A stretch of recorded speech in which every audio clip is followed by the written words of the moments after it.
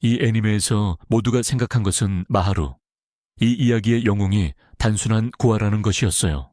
하지만 그의 인생은 믿을 수 없을 만큼 강력한 흡혈귀를 구하게 되면서 완전히 바뀌어요.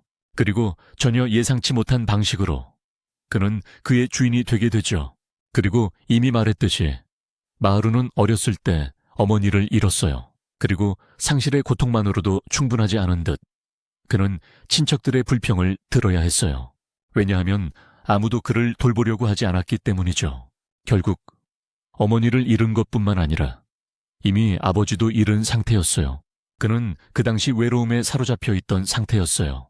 갑자기 그의 삼촌이 그를 놀라게 하며 돌봐주겠다고 제안했습니다. 삼촌은 그의 머리에 손을 얹으며 모든 일이 잘 될 거라고 말했죠.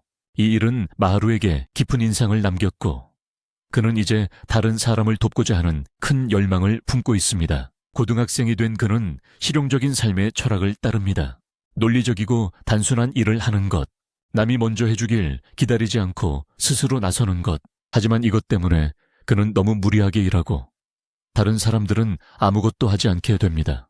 어느 날 집에 가던 길에 마하루는 다친 길고양이를 발견했습니다. 그는 망설임 없이 고양이를 집에 데려가서 완전히 건강해질 때까지 돌보기로 했다. 하지만 결국 고양이를 입양하게 되었다. 그는 이 졸린 작은 검은 고양이에게 쿠로라는 이름을 붙였다. 이 모든 일을 하면서도 고양이의 순진한 모습 뒤에 무언가 어두운 것이 숨겨져 있다는 사실은 몰랐다. 다음 날 친구들과 이야기를 나누던 중 그들은 역 근처의 흡혈귀 소문에 대해 이야기하기 시작했다. 소문에 따르면 이미 10명이 흡혈당했다고 한다. 하지만 이것을 믿지 않는 마하루는 별로 신경 쓰지 않고 제 갈 길을 간다. 그러나 놀랍게도 집에 돌아오니 TV가 켜져 있는 것을 발견한다. 겁먹은 그는 천천히 집 안으로 들어갔고 결국 그의 집에서 텔레비전을 보고 있는 이모 소년을 발견했다. 당황. 마하루는 그가 누구인지 어떻게 들어왔는지 물었다. 하지만 소년은 대답하지 않았다. 그래서 마하루는 빗자루를 잡고 그를 공격했다. 하지만 침입자는 너무 빨라서 쉽게 피했다. 그리고 두 번째 타격을 시도하던 중 마하루가 실수로 커튼을 움직여 햇빛이 집 안으로 들어오게 했다. 그 순간 빛은 충격적인 무언가를 드러냈다. 그 낯선 이는 검은 고양이인 쿠로로 변했고 마하루는 놀랐다. 커튼을 치자 고양이는 다시 그 인간으로 돌아갔다. 무슨 일이 일어나고 있는지 아직 이해하지 못한 마하루는 소년에게 누구냐고 물었다. 게으른 감정이 섞인 그는 그냥 친절한 심장, 따뜻한 뱀파이어라고 답했다. 그 후 마하루는 쿠로가 역에서 사람들을 공격하는 뱀파이어라고 의심했다. 하지만 뱀파이어는 그저 부인했다.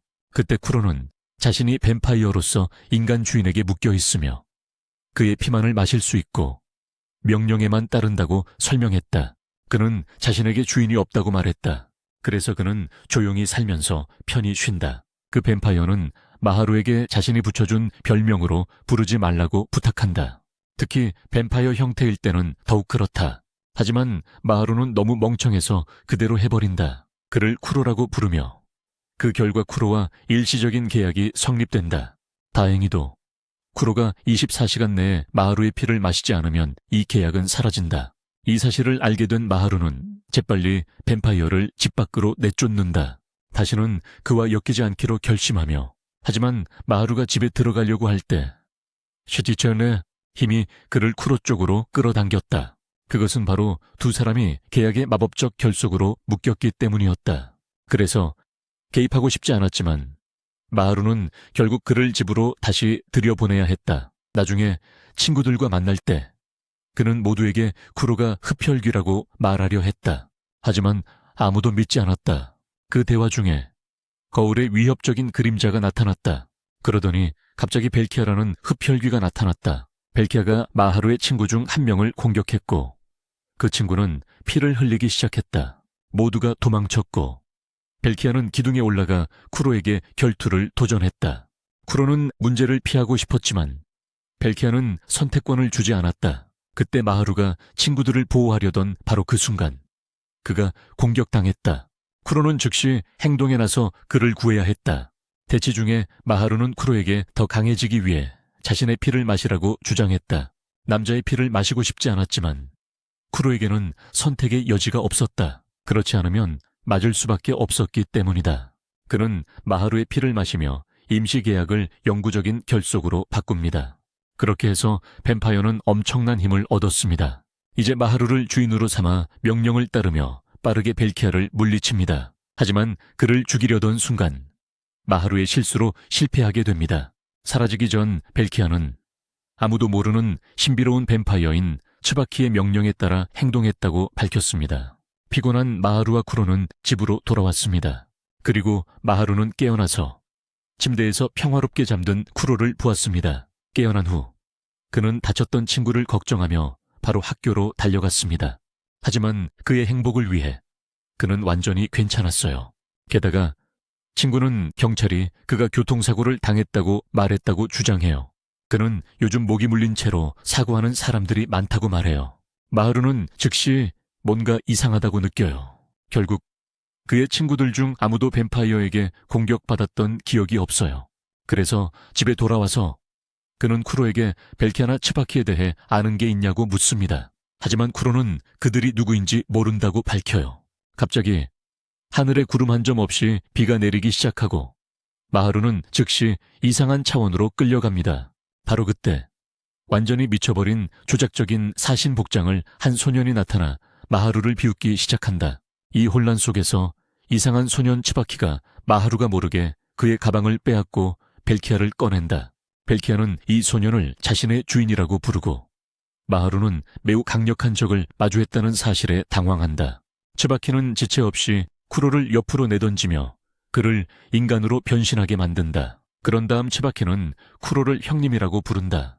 마하루가 이게 사실이냐고 묻자 쿠로는 이런 아이젠 코스프레 하는 사람은 처음 본다고 답한다. 츠바키는 사악하게 웃지만 이 애니메이션에서는 모두가 항상 그렇게 웃는다. 웃음을 멈춘 후 그는 자신을 알아보지 못한 쿠로를 잔인하다고 부른다. 츠바키가 애니메이션 이야기를 들려주기 시작합니다. 기본적으로 인간과 계약을 맺고 하인이 될 수 있는 7명의 원조 뱀파이어가 있습니다. 모든 뱀파이어는 죄를 바탕으로 한 형제들입니다. 쿠로는 장남슬라의 하인입니다. 하지만 츠바키는 자신이 진정한 8번째 뱀파이어이며 우울의 하인이라고 주장합니다. 그러나 그는 가족의 일원으로 인정받지 못해 매우 슬퍼합니다. 마하루는 이 모든 이야기를 듣고 점점 혼란스러워합니다. 그 후 츠바키는 여우로 변해 마하루의 어깨에 올라가 장난을 칩니다. 마하루는 집중하려고 노력하며 츠바키에게 어제 벨키아를 보낸 사람이 자신인지 묻는다. 츠바키는 불쾌한 미소를 지으며 자신이 사람과 뱀파이어를 죽이는 것을 좋아한다고 확인한다. 그러더니 경고 없이 붉은 꽃잎으로 만든 검으로 쿠로를 공격하지만 쿠로는 발톱으로 막아낸다. 마하루는 쿠로에게 자신의 피를 마시라고 하며 그래야 싸우고 지킬 수 있다고 말한다. 하지만 쿠로는 오랫동안 누워있어서 힘을 쓴 탓에 근육이 아프다며 거절한다. 츠바키는 쿠로의 약점을 재빨리 이용하여 쿠로를 쓰러뜨리고 짓밟는다. 그 후 그는 마하루를 붙잡고 모든 뱀파이어에게 선전포고를 하겠다고 선언하며 그것이 재미있기 때문에 할 것이라고 한다. 마하루는 츠바키가 완전히 미친 사람임을 깨닫고 삼촌의 조언 중 하나인 자신의 감정을 이름짓고 직면하라는 말을 기억한다. 마하루는 영웅의 연설을 이용해 츠바키의 심리학자를 이기려고 결심한다. 하지만 츠바키는 이걸 우스꽝스럽게 여기고 그를 죽이려 한다. 그는 마하루에게 대본의 힘을 쓰려면 최소 3편은 기다리라고 말하고 마하루는 주인공으로서의 힘이 통하지 않아 슬퍼한다. 츠바키가 다시 그를 죽이려 하자 쿠로가 끼어들어 마하루를 구한다. 하지만 쿠로는 아직 약하고 츠바키는 여전히 마하루를 죽일 수 있는 상태다. 그런데 갑자기 쿠로와 마하루가 신비롭게 사라진다. 곧이어 마하루는 자신들이 또 다른 제르밤에게 구출되었음을 알게 된다. 그때 두 쌍둥이가 나타나 주인이 그를 보고 싶어 한다고 말한다. 쿠로는 고양이로 변신하여 방문을 피하려 하지만 왕좌에 앉은 부유하고 버릇없는 소년이 나타나 마하루는 선택의 여지가 없다고 말한다. 그들은 소년의 리무진에 타게 되는데 그 소년은 자신을 쾌락의 제르반프의 주인 미소노라고 소개한다. 미소노의 집에 도착하니 처음에는 미소노 머리 위에 앉은 나비처럼 보이던 제르반프인 스노우 릴리와 만난다. 미소노는 우선 마하루에게 무언가를 가르쳐야 한다고 말한다. 그 말에 스노우는 그의 피를 빨아들이며 그녀의 힘을 모두 보여주기 위해 소환한다. 곧이어 미소노는 태도를 완전히 바꾸며 마하루가 쿠로를 제대로 다루지 못하는 무능함을 꾸짖는다. 그는 마하루가 자신의 하인이 되어야 한다고 말하지만 마하루는 거절하자 미소노는 스노우에게 공격하라고 명령한다. 마하루와 쿠로는 첫 공격을 간신히 피한다. 미소노의 거만한 태도에 매우 화가 난 마하루는 쿠로를 데리고 떠나기로 결심하며 부유한 바보들과는 상관하지 않겠다고 선언한다. 그러나 저택을 나서려 할 때 완전히 잠겨 있음을 깨닫고 탈출구를 찾던 중 창문 너머로 자신들을 지켜보는 여러 아이들을 보게 된다. 그 순간 스노우가 나타나 그 아이들이 바로 그의 부하들, 즉 그가 길러 자신의 명령을 따르게 한 뱀파이어들이라고 설명한다. 곧 미소노가 숨을 헐떡이며 뛰어와 그곳에 도착한다. 그는 이 아이들을 지키기 위해 더 큰 힘을 원한다며 마하루에게 자신에게 복종해 달라고 부탁한다. 마하루는 다시 거절하며 하인은 되지 않겠지만 친구로서 도울 수는 있다고 말한다. 미소노는 이를 쉽게 받아들인다. 단 마하루가 쿠로의 힘을 다루는 법을 배우기만 한다면 그 후 마하루는 절친 사쿠야와 함께 집으로 돌아간다. 이상한 기운을 느끼지만 아무것도 찾지 못한다. 그래서 사쿠야가 농담처럼 뱀파이어 아니냐고 묻자 마하루는 쿠로에 대해 말하지 못하고 얼버무린다. 마하루는 떠나기로 결심하고 이상한 일이 생기면 꼭 연락하겠다고 약속한다. 다음 날 마하루는 무기를 얻는 방법을 알아내기 위해 미소노를 찾아간다. 하지만 쿠로는 그것을 찾으려면 그의 마음속으로 들어가야 한다고 설명한다. 마음속에서 마하루는 선물 더미를 보고 인생 철학에 따라 가장 단순한 것을 고른다. 그 선물은 마법 빗자루로 변하고 곧 그의 손목에 문신으로 새겨진다. 그는 빗자루로 정말 싸울 수 있을지 궁금해하며 마하루는 싸우는데 도움을 주기 위해 빗자루를 소환하려 하지만 나오지 않는다. 스노우는 마하루에게 목표를 상상해 보라고 말하는데 이것이 빗자루를 더 쉽게 소환하는데 도움이 될 것이라고 한다. 마하루는 즉시 친구들을 가족처럼 생각하며 떠올리고 언젠가 미소노에게도 그들을 소개해 주겠다고 말한다. 며칠 후 마하루와 친구들은 학교에 나오지 않는 사쿠야를 걱정하기 시작한다. 그를 방문하기로 결심한 마하루는 간식을 챙겨가며 자신과 사쿠야가 초등학교 때부터 가장 친한 친구였다고 쿠로에게 이야기한다. 하지만 갑자기 자신의 기억이 흐려지는 것을 깨닫는다. 사쿠야의 주소를 잊어버리고 심지어 그 집에 가본 적이 있는지조차 의심하기 시작한다. 무슨 일이 일어난 건지 알아내려 애쓰던 중 사쿠야가 갑자기 나타나 마하루를 놀라게 한다. 마하루는 그에게 학교 결석에 대해 묻지만 의심 많은 쿠로는 소년을 계속 지켜보고 있다. 사쿠야는 최근에 공격을 받았다고 설명하고 구해졌지만 집을 떠나는 것이 두려웠다고 한다. 갑자기 디스크에서 비명이 들린다. 사쿠야는 마하루의 손을 잡고 좁은 골목길을 따라 끌어가며 완전히 외딴 곳에 도착한다. 마하루가 무슨 일이 있었는지 묻기 전에 그와 쿠로는 갑자기 강철끈에 묶이고 칼이 날아와 거의 쿠로를 칠 뻔한다. 건물 꼭대기에서 벨키아가 나타나 내려온다. 사쿠야는 참을성을 잃고 마하루에게 소리치며 왜 그 위험한 곳에 들어갔느냐고 묻는다. 그가 여러 번 경고했음에도 불구하고 그 순간 쿠로는 진실을 깨닫는다. 사쿠야는 마하루를 놀리며 과거를 돌이켜 어떤 기억이 진짜이고 어떤 것이 거짓인지 생각해보라고 합니다. 그는 칼을 꺼내 앞으로 나아가며 마하루가 진실을 찾기를 바란다고 말합니다. 사쿠야는 마하루를 공격하지만 쿠로가 그 앞에 서서 대신 맞습니다. 벨키아는 망설임 없이 검으로 쿠로를 찌릅니다. 마하루는 그의 가장 친한 친구가 뱀파이어라는 사실에 충격을 받고 동시에 사쿠야는 자신도 인간이 되고 싶다고 한탄합니다.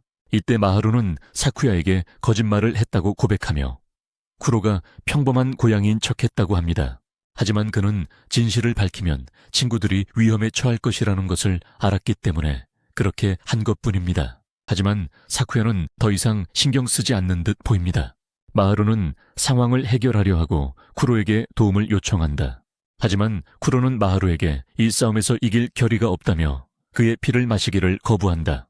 아무리 많은 피를 마셔도 도움이 되지 않을 거라고 말한다. 마하루는 절망하기 시작하지만 갑자기 그들을 묶고 있던 밧줄이 끊어지고 미소노가 스노우 옆에 나타난다. 스노우는 벨키아를 공격하기 시작하고 미소노는 마하루를 지키기 위해 사쿠야와 맞선다.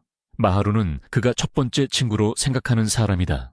사쿠야는 미소노를 도발하며 부잣집 아이가 자신에게 아무것도 할 수 없다고 말한다. 바로 그때 벨키아가 스노우의 길을 막고 미소노의 특수무기가 작동해 벨키아를 완전히 마비시킨다. 스노우는 그 기회를 이용해 벨키아의 정신을 공격하고 파괴하는 데 성공한다. 그 후 미소노는 사쿠야에게 말을 건네며 마하루가 그들이 친구가 되길 바랐기 때문에 싸워야 하는 것이 안타깝다고 말한다. 그 순간 사쿠야는 태도를 완전히 바꾸고 친구가 되고 싶다는 척을 하며 미소노의 경계를 풀게 하고 눈의 사슬을 끊는다. 바로 그때 밧줄에 조종당하는 벨키아가 눈을 공격하고 다리를 자른다. 사쿠야는 기회를 잡아 미소노를 칼로 공격하며 가벼운 상처를 입히지만 미소노의 몸이 허약해서 심각한 상태가 된다. 그 후 사쿠야는 마하루의 목에 칼을 대며 함께 즐기던 순간조차 항상 죽이고 싶었다고 고백한다. 그는 마하루를 땅에 내던지며 이제 그의 친구 모두를 죽이겠다고 말한다. 그러자 사쿠야 뒤에 유령 같은 소녀의 환영이 나타나 그를 막으며 자신이 다쳤던 것처럼 다른 사람들을 다치게 하고 싶냐고 묻는다. 이때 쿠로는 마하루에게 우리가 도망쳐야 한다고 말하며 지금 싸울 상태가 아니라고 한다. 하지만 마하루는 거절한다. 결심한 그는 빗자루를 불러내어 사쿠야를 전력으로 공격했고 사쿠야의 몸에는 멈추지 않는 출혈 상처가 생겼다. 하지만 곧 그는 무기의 제어권을 잃었다는 것을 깨닫고 사쿠야를 때릴 때 오히려 사쿠야가 자신에게 죽여달라고 부추긴다. 그리고 마하루의 마음이 완전히 혼란스러워지면서 그의 빗자루는 불안정한 에너지로 변해버린다. 그는 마음이 갈라지는 듯한 기분을 느끼고 자신의 무기가 친구를 죽이려 한다는 사실에 저항하지만 스스로를 제어하지 못하고 다시 사쿠야를 때려 더욱 갈등하게 된다. 사쿠야는 심하게 맞아 담벼락에까지 내던져지지만 절망하지 않는다. 그는 정말로 가장 친한 친구에게 죽임을 당하고 싶어 한다. 오랜 고통스러운 이중 생활의 끝이 되길 바란다. 한편 마하루의 죄책감과 후회 같은 부정적인 감정들이 쿠로의 마음에 스며들기 시작한다. 갑자기 쿠로가 더 이상 참지 못하고 마하루의 목을 물어 피를 빨기 시작한다. 두 사람을 연결하는 사슬이 다시 나타나고 쿠로는 자신의 능력을 발휘한다. 등에서 강렬한 어둠이 솟아올라 거대한 무서운 고양이의 형체를 만든다. 거대한 고양이는 어둠의 액체를 토하고 그 액체는 주변 전체를 덮으며 마하루는 혼란스럽게 비명을 지르며 액체에 끌려간다. 사쿠야는 그에게 다가가 구하려 하고 손을 내민다.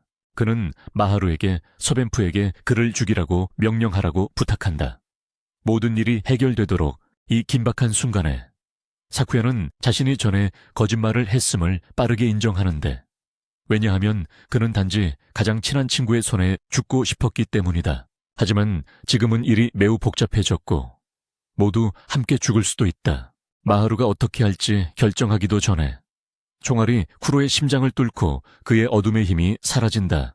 바로 그때 또 다른 서뱅크와 그의 주인이 등장한다. 주인은 그의 서뱅크에게 모든 것을 처리하라고 명령하며 위에서 뛰어내려 쿠로를 차고 쏘기 시작한다. 쿠로가 더 무해한 모습으로 돌아올 때까지 갈색 종이봉투를 머리에 쓴 서뱅크가 사쿠야를 향해 달려가 쏜다. 하지만 꼭두각시인 사쿠야의 동료가 마지막 순간에 그를 구한다. 그녀는 사쿠야에게 물러서라고 명령하고 그는 따른다. 사라지기 전에 사쿠야는 팔찌를 마하루에게 던지고 마하루는 정말 죽고 싶었던 건지 묻는다. 하지만 사쿠야는 대답하지 않는다. 곧이어 스노우의 부하들이 탄 리무진이 현장에 도착한다. 그들은 미소노를 구출해 병원으로 데려간다. 마하루는 미소노가 다친 것에 죄책감을 느끼지만 서반프의 마스터 카우보이가 나타나 싸움 중 방심한 미소노가 책임져야 한다고 말한다. 카우보이는 자신을 떠도는 골동품 상인이라고 소개하며 그의 흥정 뱀파이어는 유명한 질투의 서반프라고 한다. 뱀파이어는 이 새로운 인물들이 이상하다고 느끼는데 특히 멍청이가 인형과 대화하고 자신의 서반프를 마치 인형인 것처럼 가지고 노는 점이 그렇다. 낯선 사람이지만 카우보이는 쿠로를 마하루에게 감싸 안으며 심장을 쏜 것에 대해 사과한다. 하지만 그는 뱀파이어이니 모든 게 잘 될 거라고 한다. 사쿠야도 처리할 수 있었으면 더 좋았을 거라고 덧붙인다. 카우보이는 그런 후에 마하루에게 자신이 사람을 죽일 결심이 없다는 것을 일찍 깨달은 게 다행이라고 말합니다. 그래서 마하루를 돕기 위해 그는 쿠로와의 계약을 깨겠다고 제안하며 마하루는 그냥 평범한 소년일 뿐이니 평범한 삶으로 돌아가야 한다고 말합니다. 떠나기 전에 그는 마하루에게 자신의 연락처를 주고 떠납니다. 다음 날 마하루가 쇼핑을 하러 나갔을 때 그는 식당에서 츠바키를 봅니다. 그는 서둘러 가서 옆에 앉으며 사쿠야가 언제부터 그의 하수인이 되었는지 묻습니다. 츠바키는 사쿠야의 전체 우울한 이야기를 시작하며 그 소년이 끔찍한 가정에서 태어났다고 말합니다. 그의 부모는 보험금을 위해 여동생에게 자살하게 강요했고 경찰에 거짓말을 하도록 강요했다고 합니다. 그녀가 그와 놀던 중 창문에서 떨어졌다고 속였죠. 그들은 그가 수능하지 않으면 창문 밖으로 던지겠다고 위협했다고 합니다. 그때 사쿠야는 진짜 거짓말쟁이가 되었고 부모님의 압박 때문에 그걸 계속해야만 했다. 6년 후 그는 결국 누나처럼 창밖으로 던져졌다. 하지만 떨어져 죽기를 기다리던 중 츠바키가 나타나 그를 구해주었다. 그는 뱀파이어의 부하들은 죽어가는 인간이 세르반피의 피를 마시고 그의 부하가 될 때 태어난다고 설명한다. 츠바키는 이것을 깨닫지 못한 마하루를 비웃는다. 마하루를 조롱하는 와중에 그는 소년이 싸울 의도가 있음을 깨닫는다. 하지만 그는 마하루와 쿠로에게 지금은 폭력적이 될 마음이 없다고 말한다. 마하루는 두려움에 마비되어 츠바키에게 사쿠야에게 돌려보내 달라는 말조차 하지 못한다.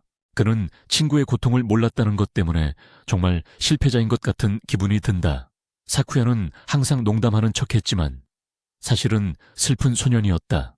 다음 날 마하루는 사쿠야를 찾기 위해 학교에 간다. 하지만 그의 친구는 거기에 없고 모두가 그의 이름을 들었을 때 이상하게 반응한다. 모두 그의 성격은 기억하지만 불행히도 그의 얼굴은 기억하지 못한다.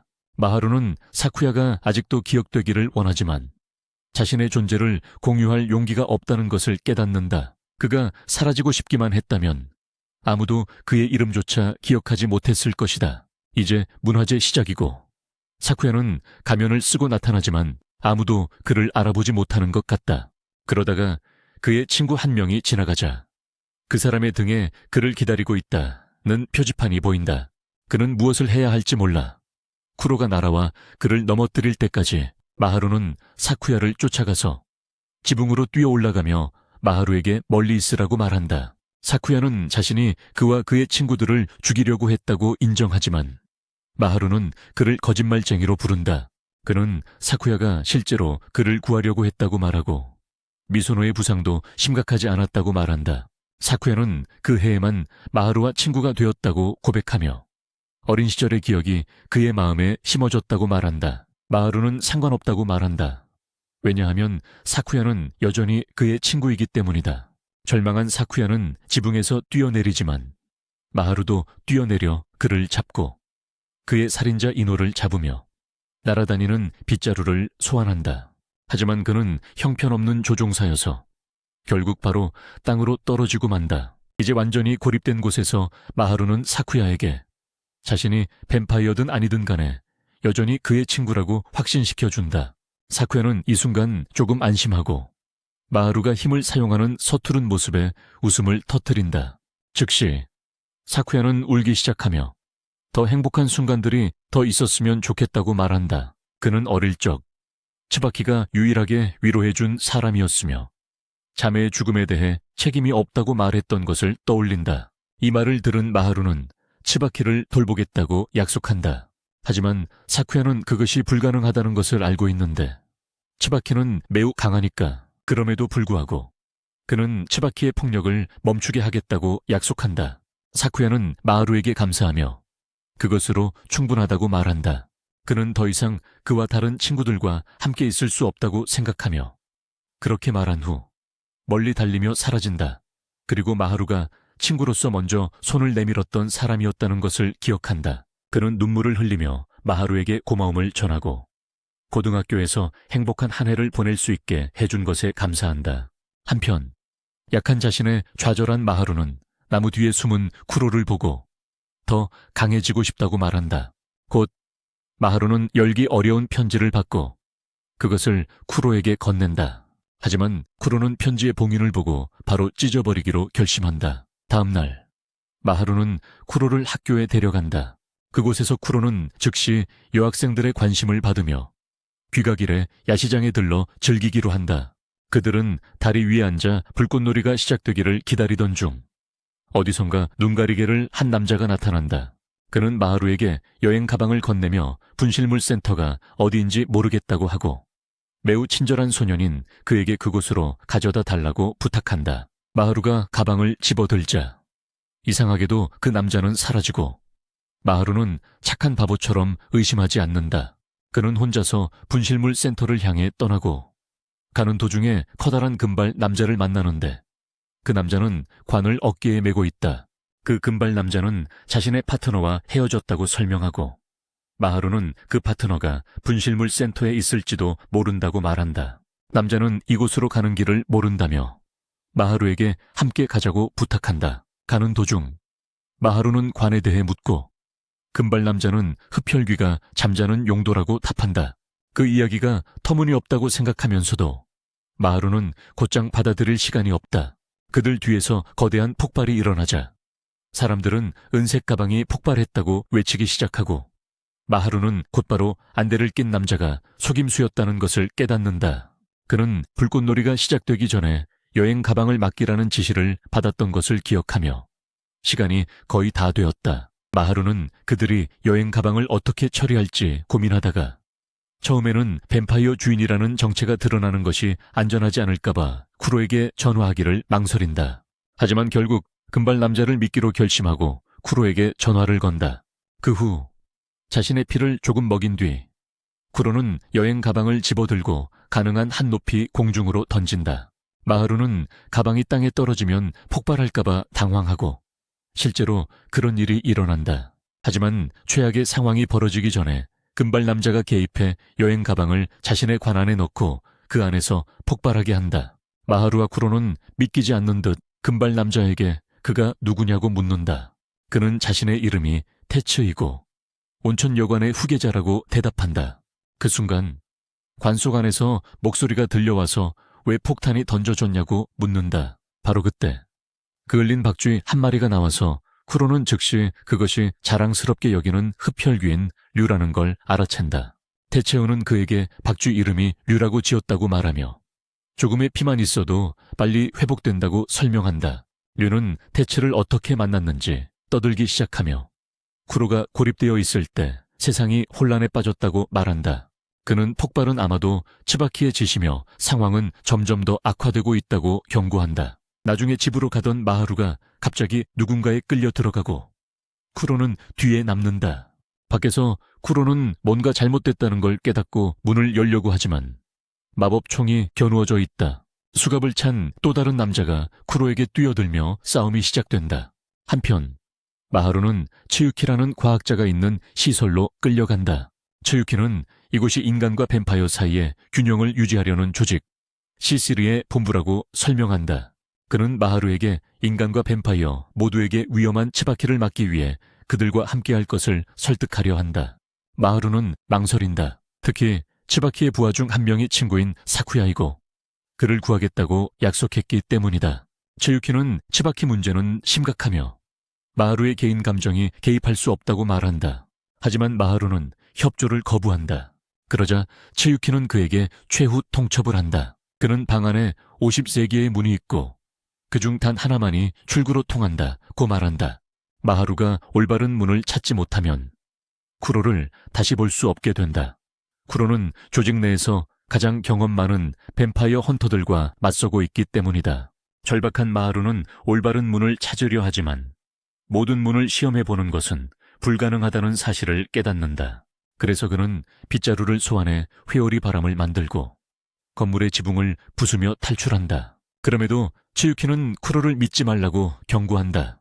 하지만 마하루는 뱀파이어의 좋은 면을 보았고 그들을 친구로 믿는다고 답한다. 한편 쿠로는 뱀파이어 헌터와 마주한다. 그는 공격을 피하려 하지만 결국 맞고 만다. 사냥꾼들이 그를 둘러싸며 편히 오라고 했지만 그가 편히 오지 않아서 이제 거절했다고 말한다. 이제 늦었다. 쿠로는 쏘는 총알을 피하며 계속 달리고 결국 강가에 도착한다. 사냥꾼 중 한 명이, 정신병자 복장을 한 사람이 그의 주인이 그들의 통제 아래 있다고 말하며 쿠로를 혼란스럽게 만든다. 쿠로가 집중을 잃자마자 갑자기 검은 막대기들이 그를 둘러싸기 시작한다. 사냥꾼들이 그를 해치려고 할 때 마하루가 빗자루를 타고 등장해 그를 구하고 데리고 간다. 며칠 후 마하루, 미소노, 그리고 테츠가 테츠의 온천 여관에서 회의를 소집하는데 쿠로와 스노우는 목욕을 즐기고 있다. 미소노는 매우 고급스러운 침대를 마련하고 테츠는 바쁘게 일하고 있다. 반면 마하루는 아무도 전략회의에 아이디어를 진지하게 받아들이지 않는 것 같아 답답해한다. 나중에 마하루와 미소노는 자판기 앞에서 만나서 서펜프와 츠바키에 대해 모르는 모든 것에 대해 이야기하기 시작한다. 마하루는 아마도 질투의 서펜프의 주인이 그들을 도와줄 수 있을 것이라고 믿으며 꽤 많은 것을 알고 있는 것 같다. 하지만 미소노는 즉시 그 생각을 거절하며 그를 믿지 말아야 하고 모든 것을 스스로 해결할 수 있다고 말한다. 곧이어 료가 새로운 정보를 가지고 도착한다. 도시를 돌아다니는 위험한 인물이 있다고 하며 그 정보는 그의 부에게서 얻은 것이라고 한다. 마하루와 쿠로는 조사하러 나가서 료의 부하로부터 목표가 검은 옷을 입고 날개가 달린 남자라는 것을 알게 된다. 쿠로에게 불행히도 그들은 그 남자를 빠르게 발견하고 이 남자가 위험하다고 경고했음에도 불구하고 마하루는 그를 쫓기로 결심한다. 남자에게 가까이 다가갔을 때 마하루는 그가 케이지 안에 고슴도치를 품고 있다는 것을 깨닫는다. 그 순간 마하루 안에 있던 동물권 운동가가 깨어나서 불쌍한 손익을 구하기로 결심한다. 그는 남자를 쫓아가고 남자가 모퉁이를 돌 때 그를 기다리고 있는 것을 발견한다. 남자는 마하루에게 자신이 천사인지 악마인지 묻지만 마하루는 그가 하는 말을 전혀 이해하지 못한다. 바로 그때 신비한 남자가 마법의 피아노를 소환하며 연주를 시작한다. 그 음악은 너무 강렬해서 마하루를 무릎 꿇게 만든다. 그는 자신이 악마라고 선언하며 소년에게 다가간다. 쿠로가 개입하려 하지만 남자는 그를 차버리고 계속 때리며 점점 더 높이 날아오르게 만든다. 절망한 마하루는 빗자루를 소환하여 남자가 쿠로를 밟으려는 지붕에 도달한다. 하지만 마하루는 공격을 멈추고 쿠로에게 자신의 피를 조금 나눠주어 힘을 회복하게 한다. 마하루는 그 남자에게 왜 쿠로를 공격하는지 묻고 고슴도치를 우리에서 내놓으라고 부탁한다. 뜻밖에도 그 남자는 순순히 따르고 우리를 열자 고슴도치는 또 다른 서반프로 변신한다. 그는 자신을 탐욕의 서반프, 라우라고 소개한다. 멈추지 않고 말하는 과잉 활동적인 성격으로 자신의 삶과 일에 대해 계속 떠들면서 결국 자신의 주인인 릭을 소개하는데 릭은 자신을 천사라 착각하는 피아니스트다. 릭은 라우가 말을 멈추지 않자 짜증을 내며 그를 악마라고 부르며 쫓아낸다. 하지만 라우는 여러 번 차여도 계속 릭을 아부한다. 두 사람의 이상한 행동에 짜증이 난 마하루는 진정하고 적어도 다른 서반프를 찾은 것에 기뻐한다. 하지만 실망스럽게도 라우는 자신이 동료가 아니라고 분명히 하고 마하루는 누구의 도움도 필요 없다고 말합니다. 왜냐하면 쿠로는 모든 흡혈귀 중에서 가장 오래된 존재로서 스스로 이 모든 것을 해결할 수 있어야 하니까요. 이때 라우와 쿠로가 서로 마주서기 시작하고 마하루는 두 사람 사이에 해결되지 않은 과거가 있음을 깨닫습니다. 아마 쿠로가 라우의 여자친구를 훔쳤을 가능성이 높습니다. 그는 둘 다 쳐다보지 말라고 하고 자신을 라우에게 소개하며 도움을 요청합니다. 하지만 라우는 거절합니다. 그는 마하루를 바라보며 쿠로의 스승이 평범한 작은 사람이라고 빈정거립니다. 그럼 떠나세요. 나중에 마하루는 TV에서 릭이 사실 유럽 출신의 천재 피아니스트라는 것을 알게 된다. 라우는 이렇게 말하지만 마하루는 청각장애가 있어서 모두가 놀란다. 하지만 쿠로는 이 기회를 이용해 마하루에게 라우와 엮이지 말라고 경고한다. 그는 지겨워지면 스승을 죽인다는 악명이 있기 때문이다. 경고에도 불구하고 마하루는 릭의 다음 공연에 가기로 결심한다. 그는 홀 입구를 지켜보며 눈에 띄지 않게 몰래 들어갈 기회를 기다린다. 그러나 열성팬이 마하루를 보고 도움을 주겠다며 여분의 티켓을 건넨다. 가는 길에 마하루는 폭탄 케이스를 건네준 아이패드 든 남자를 발견한다. 이로써 츠바키가 릭을 주시하고 있다는 것이 명확해진다. 홀 안에서 라오는 릭의 콘서트를 보고 있는데 갑자기 관중 전체가 츠바키의 부하들로 변하고 마치 그가 예상이라도 한 듯하다. 라오는 혼자서 그들과 맞선다. 마하루가 마침내 들어가자 그는 온통 시체로 가득 찬 현장을 보고 라오가 끼친 파괴 수준의 충격을 받는다. 릭은 소음에 짜증이 나서 발표를 중단하고 라오가 적을 물리친 데 대해 감사하기를 거부한다. 이로 인해 마스터와 서반피 사이에 또 한 번의 대결이 벌어지고 릭이 라오를 걷어차자 라오는 그를 벽에 던져 맞선다. 마하는 릭이 걱정되어 개입하려 하지만 라오는 서반피 마스터들은 보기보다 강하니 걱정하지 말라며 안심시킨다. 결국 라오는 다시 한번 마하루에게 모든 걸 쿠로에게 맡기라고 강하게 주장하지만 마하는 아무도 혼자서 모든 것을 감당할 수 없다고 반대한다. 화가 난 라오는 마하루를 내던지지만 쿠로가 나타나 그의 낙하를 받아주며 주인을 보호한다. 여러분 안녕하세요. 저는 마하루에게 7 서반피의 이야기를 들려주기로 했어요. 옛날에 형제들이 평화롭게 살고 있었는데 어느 날 CC라는 조직에서 편지를 받았어요. 그 메시지는 특정 인물을 제거하라는 내용이었고 어떻게 할지 결정하기 위해 뱀파이어들이 민주적으로 투표했어요. 탐욕, 탐식, 분노는 다시 투표했고 자존심, 질투, 정욕은 임무술하게 찬성했어요. 무승부로 인해 최종 결정은 마청 슬로스 서반피의 손에 맡겨졌어요. 그러나 라오가 쿠로가 선택한 것을 말하려 할 때 분위기가 매우 무거워지고 쿠로는 통제력을 잃고 분노와 강렬한 피해 갈증에 휩싸여요. 그 순간 쿠로는 힘을 풀어내고 라오는 그를 계속 놀리며 마하루에게 끔찍한 것을 숨기려고 한다는 암시를 해요. 짜증이 난 쿠로는 검을 소환해 공격을 시작합니다. 무대 위 두 서번피 사이에 잔혹한 전투가 벌어지자 마하루는 개입하려고 빗자루를 소환하며 쿠로를 부른다. 하지만 쿠로의 표정을 보자 그는 순수한 절망과 고통을 느끼는 듯 매우 흔들리고 있다. 그때까지 부상을 입고 있던 릭이 갑자기 회복되어 싸움을 중단시킨다. 그는 라오를 바닥에 눌러 고정시킨다. 곧이어 마하루의 빗자루를 잡아 쿠로를 벽에 못 박는다. 그리고 권위적인 어조로 릭은 모두가 매우 파괴적이라며 지금은 그의 발표를 듣는 것만이 유일한 목표라고 선언한다. 릭은 마법의 피아노를 불러내어 애절한 선율을 연주하기 시작한다. 그의 음악은 너무 강력하여 모든 청중이 깊고 고통스러운 기억과 마주하게 만든다. 마하루는 어머니와 함께한 아름다운 순간들을 떠올리며 눈물을 참지 못한다. 라오는 아직 갇힌 채 땅바닥에서 몸부림치고 쿠로는 마비된 상태다. 그의 동공은 크게 확장되어 잊으려 했던 트라우마를 분명히 되새기고 있다. 참지 못한 라오는 이미 방역 준비를 마친 릭을 공격하기로 결심한다. 하지만 다시 마주하기도 전에 홀의 문이 열리고 릭의 매니저가 고래 모양의 마스코트와 함께 나타난다. 우스꽝스럽게도 고래가 라오와 릭의 머리를 때려 둘을 멈추게 한다. 라오는 매니저와 사실은 자신의 하인인 고래에게 짜증을 숨기지 않는다. 한편 미히로는 이 틈을 타 쿠로를 풀어주려 하지만 뱀파이어가 여전히 정신을 차리지 못한 것을 깨닫는다. 갑자기 밖에서 나는 소리를 들은 그는 살아남은 듯 보이는 티수바키의 부하 중 한 명을 보고 그녀가 목숨을 구걸하는 모습을 본다. 하지만 라오는 망설임 없이 그녀를 제거할 준비를 하고 미히로는 손을 잡으며 싸우려 하지 않는 사람을 죽일 필요가 없다고 말리기 시작한다. 마지못해 라오는 물러서며 부차적인 인물에 신경 쓸 인내심이 없다고 말한다.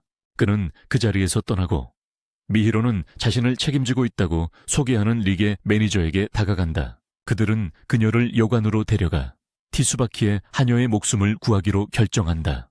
쿠로는 미히로를 따라 고양이 형태로 따라가면서 아직도 불안한 어둠에 잠겨 있지만 키라피카만큼 심하지는 않다. 한편 라오는 인터넷에서 무작위 영상을 보며 긴장을 풀려고 한다. 갑자기 티수바키가 그의 뒤에 나타나며 그는 완전히 놀라게 된다. 스바키는 음흉한 미소를 지으며 총을 꺼내며 행동할 준비가 되었다고 말한다. 여관으로 돌아온 미히로는 혼자 행동했다며 미소에게 비판을 받는다. 그는 스바키의 하인 릴라를 붙잡았다고 설명하지만 미소노는 그녀를 믿지 않는다. 그럼에도 미히로는 그녀를 살려두는 것이 스바키를 끌어들일 수 있다고 생각한다. 그는 이전에도 스바키가 자신의 동료를 보호하는 모습을 봤다고 미소노에게 상기시킨다. 나중에 미히로는 쿠로와 이야기를 시도하지만 라우가 그들의 길을 언급한 이후로 뱀파이어가 깊은 충격에 빠졌다는 것을 깨닫는다. 그는 쿠로가 서반피 투표에서 내린 결정에 대해 묻고자 하지만 정보를 얻기 전에 쿠로가 무섭고 괴물 같은 모습으로 변하기 시작한다. 두려웠지만 미히로는 굴하지 않고 쿠로에게 정상으로 돌아오라고 간청한다. 조금씩 쿠로는 복종하며 고양이 모습으로 돌아가 미히로를 조용히 따라 술집으로 돌아간다. 다음 날 미히로는 라이라와 이야기를 나누는데 라이라는 자신이 적임에도 왜 그렇게 친절하냐고 묻는다. 미히로는 지금까지 이 애니메이션에는 여자 캐릭터가 없고 그녀가 그와 함께 있지 않으면 게이 애니메이션처럼 보인다고 답한다. 그는 그녀가 이 점을 아주 잘 이해하고 자신의 의견에 동의한다고 말한다. 그 후 미히로는 치바키를 절대적인 적으로 보지 않는다고 계속 말한다. 그는 사실 그를 멈추기만 하면 되는 사람으로 본다. 그 후 감사의 의미로 라일락은 치바키의 오른팔인 히가인에 대해 경고하는데 그는 매우 위험하다고 한다. 곧이어 미히로는 릭의 매니저로부터 연락을 받고 라우가 사라졌으며 릭이 점점 약해지고 있다는 소식을 듣는다. 한편 릭은 히가인을 만나는데 히가인은 치바키가 자신의 부에게 일어난 일에 대해 복수를 원한다고 주장한다. 히가인은 싸움 중에 맞장구를 치지만 그의 힘은 무시무시하다. 그는 붉은 불꽃으로 릭을 공격하며 라우가 치바키에 지배해 있다고 말한다. 부상당한 릭은 지지 않겠다고 약속하지만 히가인은 멀리서도 보일 정도로 강렬한 불꽃 후요리를 내뿜으며 반응한다. 미히로는 위험을 깨닫고 즉시 그곳으로 가기로 결심한다. 미히로는 쿠로에게 싸울 준비를 하라고 말하지만 먼저 지원군을 요청한다. 쿠로는 어쩔 수 없이 마지못해 따른다. 그들이 도착했을 때는 히가인이 막 릭에게 마지막 일격을 가하려던 순간이다. 이 시점에서 미히로는 자신을 주장하며 히가인에게 친구에게서 떨어지라고 명령하지만 치바키의 유명한 오른팔과 마주했다는 것을 깨닫자 신중하게 행동하기로 결정한다. 먼저 그는 쿠로를 싸움에 소환하려 하지만 무언가가 크게 잘못된다. 쿠로는 내면의 어둠에 사로잡혀 미히로와의 연결을 완전히 잃어버린다. 그의 형체가 검은 액체로 녹기 시작하고 결국 이상한 검은 수정 구슬로 응축된다. 충격에 빠진 미히로는 떨리는 손으로 구슬을 집어들며 무슨 일이 일어난 건지 이해하려 애쓴다.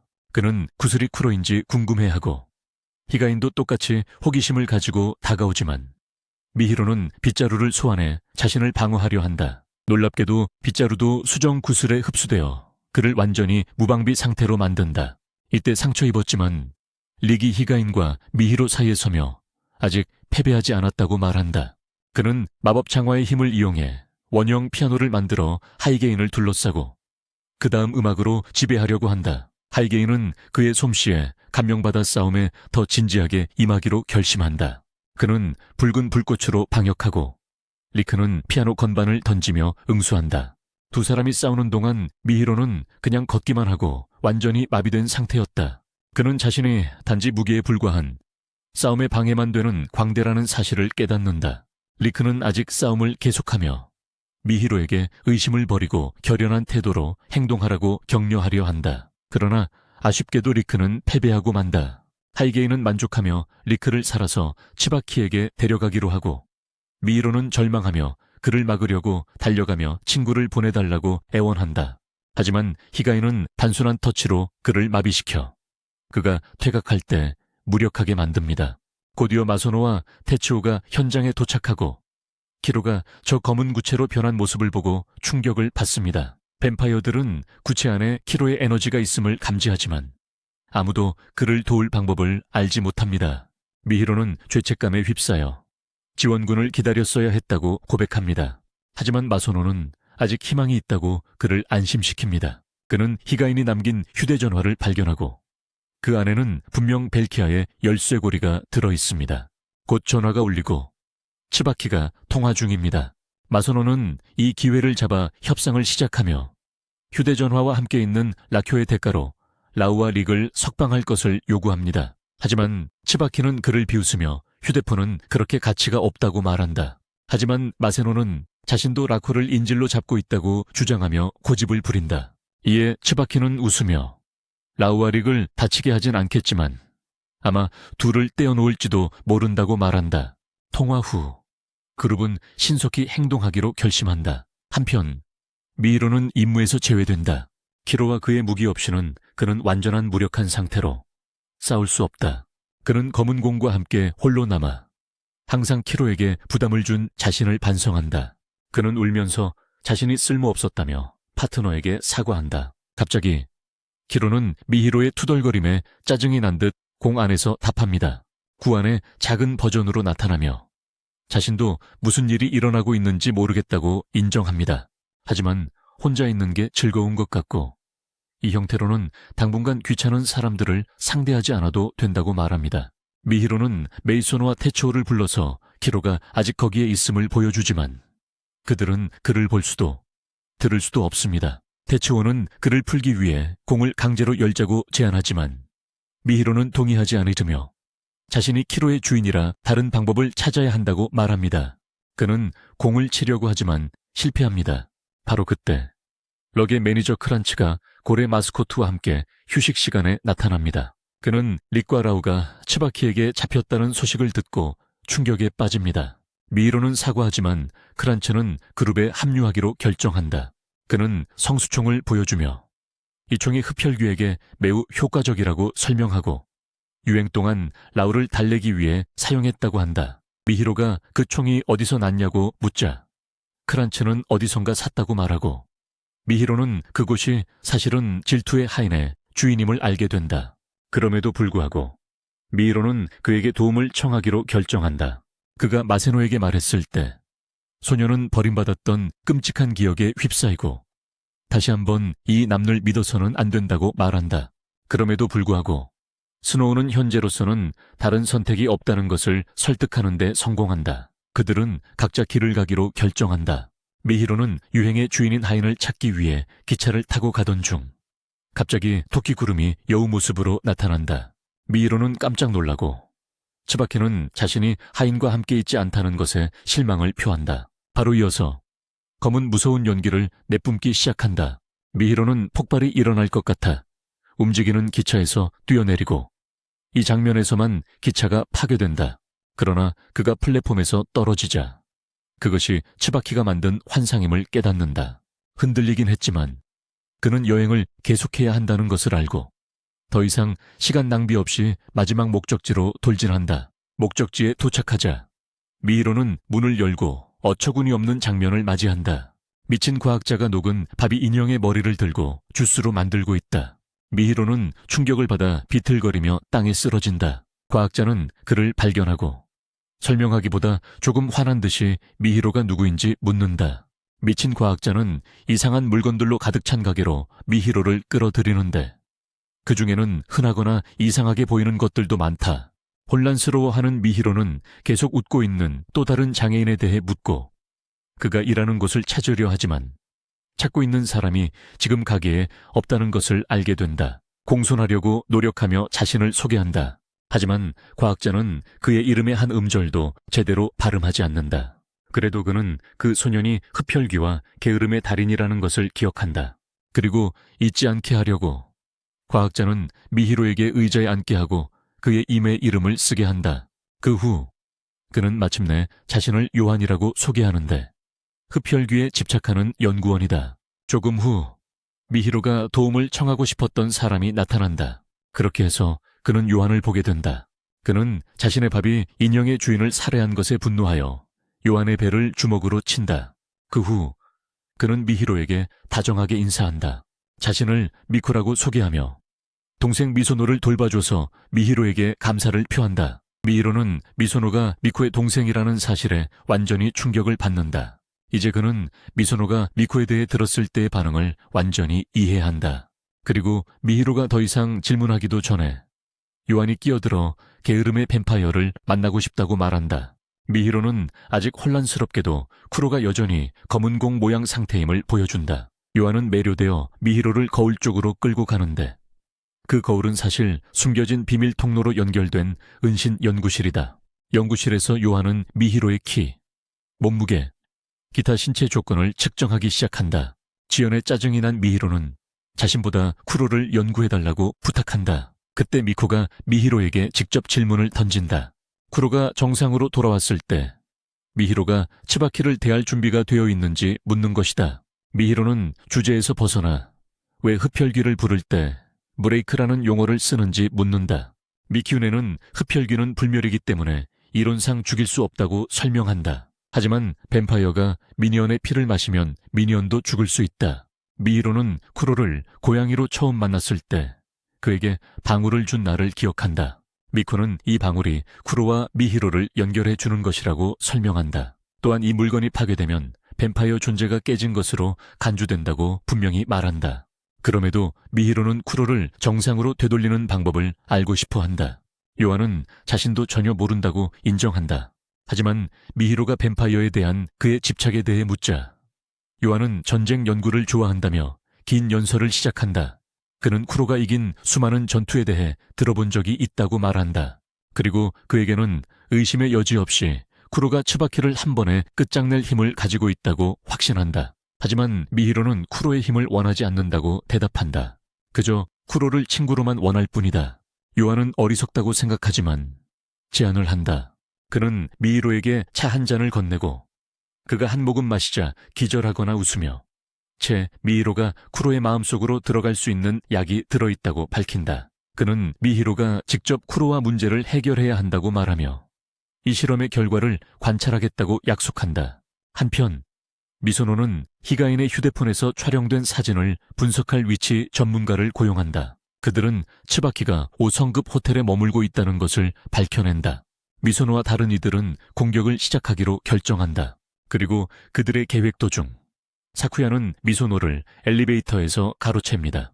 그는 츠바키의 목표는 인질들을 해치는 것이 아니었으며 라오를 미끼로 삼아 자존심의 종인 료를 유인하는 것임을 밝힙니다. 사쿠야는 마법의 톱 모터를 소환하고 미소노를 공격하기 위해 출발합니다. 소녀는 자신의 계획이 처음부터 잘못됐음을 깨닫고 지금은 모든 것이 즉흥에 달려있음을 압니다. 그는 정면 싸움에서 이기기 어렵다는 것을 알고 사쿠야를 도발하기로 결심합니다. 그는 미히로가 아직도 자신 같은 쓰레기를 친구로 여긴다고 말하지만 사쿠야는 그를 존중하지 않으며 미친 쓰레기인 츠바키를 위해 일합니다. 그의 조롱은 통했고 사쿠야는 외칩니다. 아무도 츠바키의 진짜 동기를 이해하지 못한다고. 그는 츠바키가 무언가의 열쇠를 찾고 있다고 주장하지만 정확히 무엇인지는 모른다고 말합니다. 츠바키의 진짜 목표는 그의 부하들조차도 모른 채로 남아있다. 미소노는 츠바키가 단순한 흡혈귀 전쟁을 찾고 있지 않다는 것을 깨달았다. 그동안 료와 테츠는 하진과 츠바키의 다른 라키오들이 모인 장소에 도착해 맞서려고 한다. 리오는 인질들이 바로 뒤에 있다고 믿으며 적이 더 많음에도 불구하고 자신과 테츠가 이길 수 있다고 자신한다. 한편 츠바키는 호출에 따라 숲에 도착했지만 고래분장한 5명의 남자들에게 환영받자 기분이 좋지 않았다. 파란 고래 마스코트는 츠바키에게 저주를 걸었으며 라오아릭을 돌려주지 않으면 때리겠다고 요구한다. 츠바키는 귀엽지 않은 불만스러운 목소리에 마스코트에 조롱하며 자신의 하인과 주인의 방으로 가는 열쇠를 보여준다.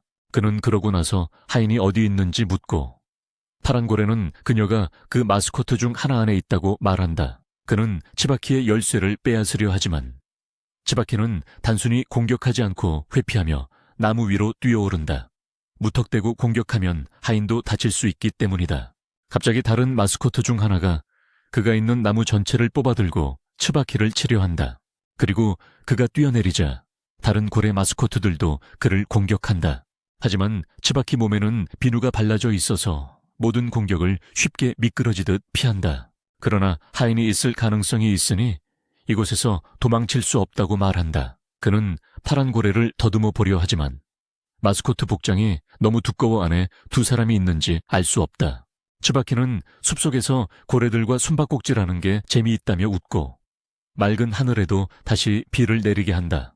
그리고 이 모든 걸 미친 듯이 웃으면서 해낸다. 화면 반대편에서 마하루는 쿠로의 마음속에 들어가는데 그곳은 붉은 모래가 있는 디저트처럼 보인다. 그는 총을 준 무서운 고양이를 보고 쿠로의 위치를 묻는다. 무서운 고양이는 쿠로가 그를 보고 싶어 하지 않는다고 말하지만 마하루는 그의 말을 믿지 않는다. 그는 집중해서 종소리를 듣고 원을 그리며 돌아가는 소리를 따라간다. 그는 결국 얼굴을 땅에 박고 넘어지며 종소리가 사실 모래 아래서 나는 것임을 알게 된다. 마하루는 창의력을 발휘해 모래를 자르고 수중 계단을 드러낸다. 그는 물속으로 뛰어들어 반대편으로 나온다. 그리고 문이 열리자마자 마하루는 쿠로의 오래된 기억 속으로 이동한다. 이것은 7명의 서번트가 모여 시스리가 부탁한 그 사람을 죽이는 임무를 받아들일지 논의한 회의의 기억이다. 뱀파이어들은 두 진영으로 나뉘었고 그들이 죽여야 할 사람은 사실 7 서번트의 천재 창조자였다. 자존심, 질투, 그리고 욕망은 그가 너무 강력하고 위험해서 살아남게 해서는 안 된다고 믿었다. 대식가, 분노, 야망은 그를 죽이는 것은 어리석은 일이라고 생각했다. 그가 아무 잘못도 하지 않았기에 쿠로에게 결정을 맡겼고 쿠로는 자신이 직접 그 사람을 죽이겠다고 선언했다. 런은 이에 정신을 잃을 뻔하며 쿠로의 옷깃을 붙잡고 자신의 아버지를 대표하는 인간을 죽일 용기가 있느냐고 묻는다. 그러나 쿠로는 자신 같은 뱀파이어가 어떻게 길러졌는지 자랑스럽지 않다며 그 말을 자신 앞에서 쓰지 말라고 한다. 마하루는 이 모습을 보고 충격을 받아 쿠로의 사냥에 따라간다. 그는 기억을 따라 쿠로가 전통 일본 가옥에 들어가 그 창조자를 만나는 장면을 본다. 갑자기 검은 가시 덩굴이 땅에서 솟아나 마하루가 더 이상 아무것도 보고 들을 수 없게 만든다. 그는 덩굴을 떨쳐내려 애쓰지만 쿠로가 그의 창조자를 공격하자 덩굴이 마하루의 눈을 너무 꽉 감아 피가 나기 시작한다. 쿠로는 자신의 존재에서 가장 부끄러운 행위를 그가 보지 못하게 하고 싶다고 말하며 장면은 살인 후의 장면으로 빠르게 바뀐다. 질투, 욕망, 자만심은 일이 끝나기를 기뻐한다. 탐식과 마하루는 이것이 일을 끝내고 세상에 평화를 가져오는 가장 좋은 방법이라고 믿는다. 모두가 쿠로를 해치지 않겠다고 맹세하지만 라우는 다르다. 그는 쿠로를 절대 용서하지 않겠다고 맹세하며 그를 떠난다. 마하루는 이 모든 것을 보고 쿠로에게 멈추라고 소리친다. 이제 그는 자신의 죄와 함께 그것을 받아들일 준비가 되었기 때문이다. 갑자기 어둠이 모든 것을 덮고 어둠이 걷히자 마하루는 봉인된 블록들로 가득한 이상한 곳에 자신이 있음을 발견한다. 무서운 고양이는 마하루가 쿠로의 마음속 깊숙이 들어가는 것을 달가워하지 않지만 그럼에도 소년에게 자신의 호기심을 충족시키라며 그 블록들에 담긴 비밀 하나를 열어보라고 부탁한다. 그는 그 블록들을 부술 수 있는 강력한 무기를 제안하지만 마하루는 그것들이 필요 없다고 말한다. 그는 쿠로가 그 안에 있다는 것을 알고 있으며 그를 만나기 위해서는 그냥 두드리기만 하면 된다고 생각한다. 그는 문을 두드리고 쿠로가 그를 위해 문을 만든다. 마하루는 문을 열고 방 안으로 들어가는데 그 방은 완전히 어둡다. 그곳에서 그는 쿠로가 자신의 창조자를 죽인 후 느끼는 후회의 목소리를 듣는다. 그는 곧 기운을 차리고 아직도 옳았던 것인지 궁금해하며 쿠로를 감싸 안는다. 쿠로는 자신이 틀리지 않았다고 누군가 말해주길 원했고 마하루는 그에게 정말로 틀렸다고 소리쳤다. 그 순간 주변 공간이 갈라지기 시작하며 마하루가 쿠로에게 아직도 자신이 옳지 않다고 의심한다면 결국 자신이 틀렸다는 의미라는 말을 할 때 딱 그 순간이었다. 마하루는 실수를 인정하고 앞으로 나아가는 용기가 필요하다고 말하며 아직도 그렇게 해야 한다고 한다. 그는 쿠로에게 주먹을 얹으며 여기서 시간을 낭비하지 말라고 한다. 마하루는 그의 손을 내밀며 이번에는 혼자가 아니라고 말하고 이제 그들은 과거와 미래를 함께 마주할 것이라고 한다.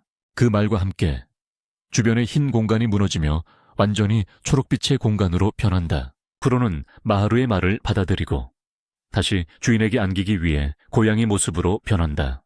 한편 호텔 최상층에서 릭과 라우는 정신을 차린다.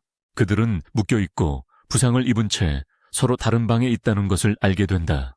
라우는 릭에게 그가 아무리 재능 있는 피아니스트라도 결국 쓸모없이 죽을 거라고 말하고 릭은 그렇지 않다며 라우를 꿈도 없는 바보라고 부른다. 라우는 계속 소리치며 자신은 특별하지 않다고 말한다.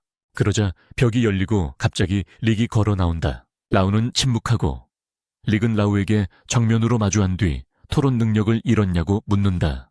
그는 천사로서 자신의 임무가 그 같은 악마를 죽이는 것이라고 말한다. 릭은 마법 부츠의 힘을 발휘하기 시작하고 라우는 이 부츠가 아주 게이처럼 보이게 만든다며 웃어넘긴다. 짜증난 릭은 애니 전체가 게이 같으며 라우가 그 중에서도 가장 게이라고 말한다. 이로 인해 그가 분노하고 결속에서 벗어나 무기를 소환하여 릭을 무찌르고 전투가 시작되며 건물 전체가 흔들립니다. 라우는 릭이 지금 자신보다 더 힘들 것이라고 깨닫고 빨리 마무리하기로 결심합니다. 그는 릭에게 다가가지만 그의 검이 여러 번 차이고 그러다 갑자기 릭이 피를 흘리기 시작하며 그는 즉시 멀어집니다. 라우는 포기할 것 같지만 릭은 그렇지 않습니다.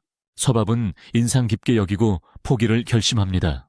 그는 둘 다 다른 사람이라고 말하지만 여전히 이 세계의 흐름 속 작은 인물들일 뿐이라고 합니다. 릭은 이에 동의하지 않으며 이 세상에서 유일한 작은 인물은 꿈조차 두려워하는 라우라고 말합니다. 그는 탐욕의 하인인 그를 조롱하며 자신은 아무것도 위해 노력하지 않는다고 말합니다. 릭이 라우를 향해 돌진하지만 그의 말에 너무 격분한 라우는 모든 힘을 발휘해 둘 다 어둠에 감싸며 그에게 자신에 대해 아무것도 모른다고 말한다. 갑자기 릭은 오래전 라우의 기억을 보게 된다. 그는 활발한 공주 오피리아의 하인이었다. 라우는 그녀를 진심으로 사랑했고 함께한 매 순간이 순수한 행복이었다. 그러나 어느 날 오피리아는 두 왕국의 평화를 위해 적국의 왕자와 결혼이 정해졌다고 그에게 말했다. 라우는 크게 상심했고 그녀가 간절히 원하던 자유를 위해 함께 도망가자고 부탁했다. 하지만 오피리아는 자신의 자유보다 왕국의 평화와 번영이 더 중요하다고 말했다. 라우는 할 말이 없었고 오피리아가 왕자와 결혼하는 것만 지켜볼 수밖에 없었다. 결혼으로 찾아온 평화는 오래가지 못했고 곧 두 왕국 사이에 전쟁이 발발했습니다. 오피리아 왕국의 귀족들은 그녀가 이제 스파이라고 생각하며 죽이기로 결심했습니다.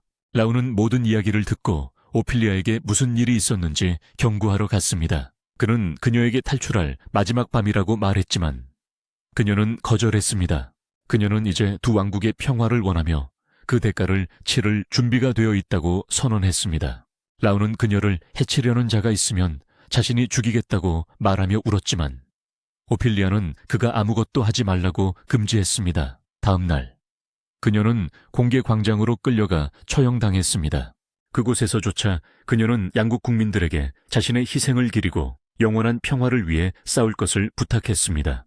라우는 집행자의 칼날이 그녀에게 떨어지는 것만 지켜볼 수 있었다. 그는 절망에 빠졌고 그 후 수세기 동안 고슴도치의 모습으로 남아 오피리아의 희생 덕분에 평화가 이루어지자 사람들이 세운 그녀의 동상을 지켰다. 어느 날 밤 오피리아를 위해 눈물을 흘리던 중 그들은 형이 소집한 회의에 부름을 받았다. 그 회의에서 키로는 그들의 창조자를 죽이기로 결심했다. 라우는 오피리아의 희생에서 받은 감정의 상처가 아직도 생생했기에 그를 죽인 뒤 찾아올 평화를 받아들일 준비가 되어 있지 않았다. 키로가 자신의 간청을 듣지 않고 어쨌든 창조자를 죽였을 때 그는 큰 충격에 빠졌다. 그 후 라우는 오피리아의 왕국으로 돌아왔고 강력한 적국이 그녀가 필사적으로 지키려 했던 두 왕국을 파괴한 것을 발견했다. 그의 머리 없는 동상이 눈앞에서 무너져 내렸고 라우는 예전과는 완전히 달라졌다. 그는 모든 생명이 본질적으로 무가치하다고 확신하게 되었고 부서진 오피리아 동상의 일부를 들고 빗속에서 춤을 췄다. 그것이 그의 악당 시절이 시작된 계기였다. 기억 속 영화가 끝나자 릭은 라우가 보여주려는 것에 감명을 받지 못했다. 하지만 라우는 노란색 변신술사로 변장한 채 그의 곁에 있었다. 그는 박수를 치고 울면서 자신의 기억으로 만든 영화를 지켜본다. 그 후 릭은 무대에 올라 그에게 진정 잊지 못할 공연을 선사한다. 그는 커튼을 젖혀 피아노를 드러내고 연주를 시작한다. 라우는 슬픈 음악이라 듣지 않으려 하지만 릭은 슬픈 건 음악이 아니라 듣는 사람이란다. 라우는 눈물을 흘리며 이것이 상상력의 힘임을 마침내 깨닫고 자신이 상상하는 대로 사물을 해석한다는 것을 알게 된다. 그는 끝까지 오펠리아를 지키고자 하는 욕망을 포기할 수 없다는 것을 깨닫고 그것이 그를 슬프고 두렵게 만든다. 라우는 오펠리아의 명령을 따른 자신을 저주하며 자신과 오펠리아가 함께 아이를 낳고 영원히 함께 살 수 있는 길을 만들지 못한 이유를 궁금해한다. 그는 아직도 반드시 이루고 싶은 일이 남아있다는 것을 깨닫고 그 승인을 받기 위해 목숨을 건다. 이제 그는 쿠로와 제대로 대면하고 싶어하며 그가 왜 그들의 창조자를 죽였는지 묻는다. 그는 오펠리아를 기억하며 그녀에게 손을 뻗고 꿈의 경계를 허물어 자신과 이제 아름다운 팀이 된 릭을 해방시킨다. 함께 어떤 방으로 돌진하지만 희귀는 그들을 다시 데려가려 나타난다. 릭은 라우에게 길을 비키라고 말하며 자신이 직접 점수를 해결하고 싶어한다. 하지만 라우는 현재 상태로는 불가능하다고 그에게 말한다. 그들은 혼자서 싸우기 시작하고 희귀는 마침내 참지 못해 방에 불을 지르며 직접 싸움을 시작하기로 결심한다. 릭이 희귀를 공격하지만 그는 발길질을 쉽게 피한다. 라우가 뒤에서 공격할 기회를 잡지만 희긴도 피하고 그의 얼굴을 베며 불을 붙인다. 불을 끈 후 릭과 라우는 다시 적을 공격하고 희귀는 먼저 인간을 처리하기로 결정한다. 하지만 막 릭을 공격하려던 순간 릭은 특수 능력을 사용해 라우와 자리를 바꾼다. 희귀는 놀라고 그 상황을 틈타서 릭이 강한 발길질로 그를 벽에 부딪히게 하지만 빨강머리인 그는 큰 부상을 입지 않고 일어나 싸움을 계속한다. 릭과 라우는 공격과 방어를 동시에 하기 위해 위치를 바꾸는 전략을 사용하고 적은 전력을 다해 공격하기로 결심한다. 그는 장갑을 벗고 갑자기 릭을 공격하며 얼굴을 긁는다. 얼굴에 불이 붙지 않아 릭은 조금 놀라지만 어디선가 적이 손에 묻은 피를 핥으며 자신도 뱀파이어라고 말한다. 갑자기 커다란 붉은 폭발이 건물을 흔들며 릭과 라우를 방 안 여기저기 던져버린다. 희귀는 역으로 나이를 먹기 시작했고 온 힘을 다해 적들을 물리칠 준비를 한다. 한편 사쿠야는 미소노와 스노우와 묶여있다. 그는 미소노에게 나이프를 던지지만 가까스로 빗나간다. 전투 중에 그는 스노우가 목에 두른 시계가 주인이 준 것임을 발견한다. 그래서 시계를 파괴하고 그들 사이의 연결을 끊기 위해 사쿠야는 손가락을 물고 피를 칼 모양으로 만든다. 그것으로 스노우를 공격하는데 스노우는 낫으로 방어한다. 하지만 사쿠야는 지금 사용하고 있는 것이 츠바키의 검이며 이 검은 하인들의 힘을 무효화하는 능력이 있다고 밝혀낸다. 그는 스노우의 낫을 잘라내고 미소노를 향해 검을 겨눈다. 하지만 그가 그를 해치기 전에 한 발이 검의 방향을 튕겨낸다. 이것은 미코가 형을 구하려고 온 것이며 그에게 두 번째 엘리베이터를 타고 지상으로 돌아가서 친구들을 도우라고 말한다. 미소노는 그를 저주하지만 충고를 따르고 스노우는 조용히 그와 함께한다. 41층에서 철은 그의 관을 방패로 사용하며 츠바키의 부하들과 싸우고 있다. 그는 특별 능력을 활성화하고 박쥐 무리를 소환하며 이를 하수인들에게 보낸다. 그는 자신의 작업에 만족하지만 눈가에 반창고를 붙인 남자가 갑자기 공격하여 그의 주위를 산만하게 만들고 벨키아가 그를 신비한 옷장에 가두게 한다. 벨키아는 웃으며 자신의 특별 능력을 사용해 료를 사라지게 만든다. 같은 시각 미소노가 현장에 도착하여 벨키아에게 료를 어디에 보냈는지 묻는다. 그는 웃으며 미소노에게 자신을 걱정하라고 말한다. 그 후 미소노는 하이진이 야망듀오와 싸우기 위해 올라갔다는 것을 알게 된다. 그는 사건에 관한 모든 것을 머릿속으로 정리하려 하지만 상황을 어떻게 바꿀 수 있을지 전혀 감이 잡히지 않는다. 벨키아는 료의 파이프를 사용해 공격을 막는 태슈에게 공격하지만 밧줄을 이용해 그의 손과 발을 묶어 무릎을 꿇게 만든다. 미소노는 점점 더 답답해하며 철수를 명령하려는 순간 갑자기 방 안에 그림자가 드리워진다. 모두 창밖을 바라보고 마하루가 다가오는 모습을 보고 완전히 당황한다. 거대한 검은 사자에 올라탄 그는 홀에 들어서고 그 사자는 사실 게을러서 진짜 모습을 숨기고 있던 쿠로 자신으로 변신한다. 마하루의 친구들은 그 뒤에 몸을 숨기며 상황을 전하지만 그는 더 이상 걱정할 필요 없다며 빗자루를 소환한다. 그는 힘을 사용해 빗자루를 창으로 바꾸고 앞으로 나아간다. 줄 사용자 여자가 인형들로 먼저 공격하지만 마하루가 그녀가 반응하기도 전에 더 빠르게 움직여 뒤통수를 가격해 즉시 기절시키고 정신장애를 입힌다. 벨키아와 안대 남자가 연합 공격을 시작하자 쿠로가 그들을 막기로 결심한다. 그는 어두운 에너지로 된 날개를 소환하고 그 날개에서 날카로운 가시들을 만들어낸다. 마하루가 바로 뒤에서 뛰어올라 빗자루로 가시를 쳐서 적을 찔러 넣어요. 그들 위방에서 희귀는 이미 런과 릭을 물리쳤고 아래로 내려가 마하루와 맞서기로 결정했어요. 런은 쿠로의 진짜 모습을 본 적이 있어서 아직 믿기지 않고 마하루가 자신이 자신감을 되찾도록 도와줬는지 묻습니다. 그는 뒤처지고 싶지 않아서 희긴을 공격하는데 희긴이 배를 차서 그를 부수어요. 그는 런에게 신발을 핥으라고 하고 그러면 릭이 살 수 있다고 말해요. 릭은 즉시 런에게 포기하지 말라고 명령하고 희긴에게 신발을 핥으라고 해요. 그는 바로 그것을 취소하는데 왜냐하면 매우 역겹다는 걸 깨달았기 때문이에요. 하지만 희긴은 그와 함께 즐거워해요. 그는 생각 없이 죽이는 것이 지겹다고 말하지만 치바키가 원하기 때문에 그렇게 하겠다고 한다. 릭은 그의 손에 3개의 연결된 직사각형을 그리며 자신의 실수를 남을 핑계로 삼지 말라고 말한다. 그가 직사각형을 누르자 갑자기 희긴은 온몸이 피아노 소리에 맞춰 진동하는 것을 느낀다. 릭이 자신의 피를 이용해 그의 몸을 악기로 변환시켰다는 것을 깨닫고 방 전체를 뒤덮는 붉은 불꽃을 내뿜는다. 릭은 재빨리 자신의 마법 피아노를 소환하고 런에게 도움을 요청한다. 하이는 야심차고 냉정한 주인에 걸맞은 무언가를 해야 한다는 걸 깨닫고 희긴을 불꽃으로 감싸며 최면 상태에 빠뜨린다. 그는 희긴을 자신의 광산 안극장으로 데려가 1대1 결투를 신청한다. 희긴은 그를 향해 달려가 검의 첫 공격을 피하지만 갑자기 그것이 수천 개의 가시로 변해 온몸을 찌른다. 런은 결국 그가 고슴도치라는 걸 상기시키고 희긴이 땅에 떨어지자 현실 세계로 돌아간다. 런과 리크는 완전히 지쳐서 땅에 쓰러진다. 그때 마하루와 다른 사람들이 구하러 방에 들어오지만 리크는 일어나 자신 같은 천사는 구원받을 수 없다고 자신 있게 말한다. 이 말을 한 후 그는 완전히 쓰러진다. 이제 마하루는 리크와 런을 구하는데 성공했다고 믿는다.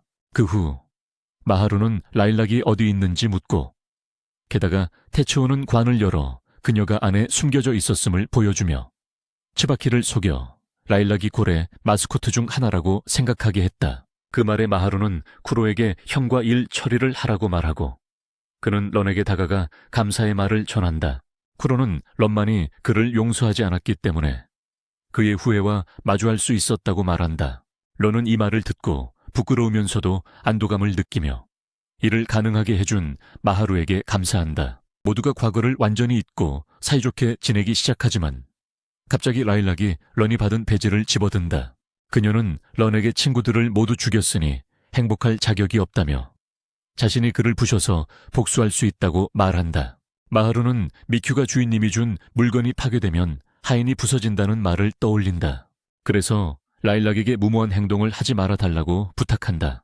하지만 그녀는 그의 친절에도 불구하고 친구들에게 충실하며 그들을 위해 목걸이를 파괴할 것이라고 말한다. 갑자기 치바키가 그녀 뒤에 나타난다. 그는 라일락이 무사한 것을 보고 기쁘다며 목걸이를 자신에게 달라고 부탁한다. 그는 런과 그의 주인이 희긴을 물리쳤다는 사실에 꽤 놀라고 심지어 쿠로도 원래 모습으로 돌아왔다는 것을 알게 된다. 하지만 그게 바로 그가 원했던 것이다.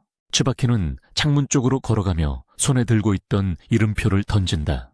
릭은 그와 싸우고 싶어 하지만 런이 그를 말린다. 이전에 치바키를 이기지 못했고 지금은 한계에 다다랐기 때문이다. 갑자기 테츠가 료에게 무슨 일이 있었냐고 묻자 치바키는 벨키아가 자신을 사라지게 할 때 사용했던 것과 똑같은 신비한 장롱을 보여준다. 그는 벨키아가 료를 자신에게 보냈고 모두가 즐거워하는 동안 자신은 료와 함께 숲에 있었다고 밝힌다. 미히로가 그 말의 뜻을 묻자 치바키는 자신의 선생님에게 잘못을 정리하는 모습을 보여주고 싶다고 대답한다. 그는 붉은 꽃잎이 소매에서 떨어지는 가운데 미히로에게 다가가더니 꽃잎이 팔 모양으로 변한다. 치바키는 그가 서번트를 죽일 수 있는 유일한 방법이라고 말한다. 그는 붉은 꽃잎을 흩뿌리며 칼을 소환한다. 런의 배지를 공중에 던지면서 같은 동작으로 배지와 런을 자른다. 런이 폭발하며 고압의 안개를 방출한다. 치바키가 또 다른 칼을 소환하지만 쿠로가 그것을 손에서 던져내어 잡아챈다. 그들은 마주서고 치바키는 쿠로에게 옆으로 비켜 런을 끝내게 해달라고 요청한다. 쿠로는 드디어 그를 뱀파이어이자 동생으로 인정한다며 그들 창조주 외에는 그런 괴물을 낳을 수 없었기 때문이라고 말한다. 치바키는 그들의 창조주가 또한 그들의 스승이었고 쿠로가 그를 죽였으며 이제 그에게 복수하려 한다고 말한다. 그는 쿠로의 무장을 해제시키고 칼을 그에게 겨누며 그의 스승이 마지막으로 한 말을 말하라고 요구하지만 대답은 간단하다. 그는 아무 말도 하지 않았다. 치바키는 그에게 소리치며 스승이 아무 말도 하지 않은 건지 아니면 듣지 못한 건지 묻는다. 한편 방 안에 안개가 거칠게 소용돌이치고 릭은 런이 고슴도치로 변한 것을 발견한다. 마하루는 미소노와 테치오에게 재빨리 몸을 숙이라고 말하고 자신은 하인과 함께 싸우기 위해 앞으로 나아간다. 싸우기 전에 쿠로는 창조자를 죽인 것은 잘못이었다고 인정하지만 지금 멈출 수 없으며 츠바키의 광기도 막아야 한다고 말한다. 그는 칼을 집어들며 폭력 대신 말로 대화하자고 말한다. 하지만 칼에 손이 베이고 츠바키는 여기서 말은 아무 의미가 없다고 말한다. 갑자기 쿠로는 창조자에 대한 왜곡된 환영을 보았고 츠바키와 하나로 합쳐져 그들에게 닮아라고 말했다. 그 후 츠바키는 이 불완전한 세상을 파괴하겠다며 웃으며 런의 몸에서 나온 안개를 모두 흡수했다. 그는 안개에서 얻은 힘으로 도시 곳곳에 붉은 마법의 검을 내리쳤다. 미친 사람처럼 웃으며 쿠로는 모든 것을 해결하겠다는 결의로 다가갔다. 츠바키는 검을 들고 그를 겨누었지만 쿠로는 피하며 어깨를 만졌다. 츠바키는 마법검으로 그를 찔렀지만 쿠로는 놓아주지 않았다. 그는 자신이 저지른 잘못과 지금 츠바키가 하고 있는 잘못에 대해 이야기하고 싶었다. 츠바키는 그의 결단력에 당혹스러워하며 창조자가 왜 7 형제에게 그의 존재를 말하지 않았는지 묻는다. 심지어 마지막 순간에도 그는 쿠로를 공격하고 팔을 잘라내며 끝내려고 한다. 마하루가 도착해 그의 검을 막자 츠바키는 칼날 하나를 튕겨내어 쿠로를 찌르고 그로 인해 마하루의 얼굴이 베인다. 쿠로는 그들에게 격분하고 츠바키가 다시 그의 주인을 공격하려 하자 거대한 검은 사자로 변신하여 건물을 파괴한다.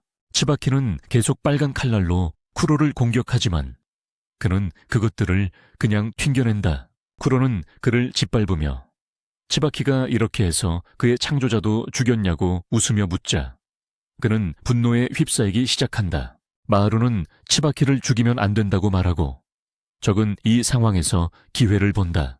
그는 검을 조종해 마하루를 향해 보내지만 어디선가 사쿠야가 나타나 친구를 지키기 위해 검에 찔린다. 그는 마하루에게 끝까지 숨기지 못했다고 말하고 츠바키는 그에게 그냥 웃기만 한다. 이번에는 쿠로가 반드시 그를 죽이려고 했지만 마하루가 다시 한번 막았어. 그는 쿠로와 츠바키 사이에 서 있고 갑자기 츠바키의 몸이 그와 공명하기 시작했어. 가슴에 틈이 열리고 그에 반응하듯 마하루의 빗자루가 열쇠로 변했어. 그는 그 열쇠를 츠바키의 가슴에 꽂았어.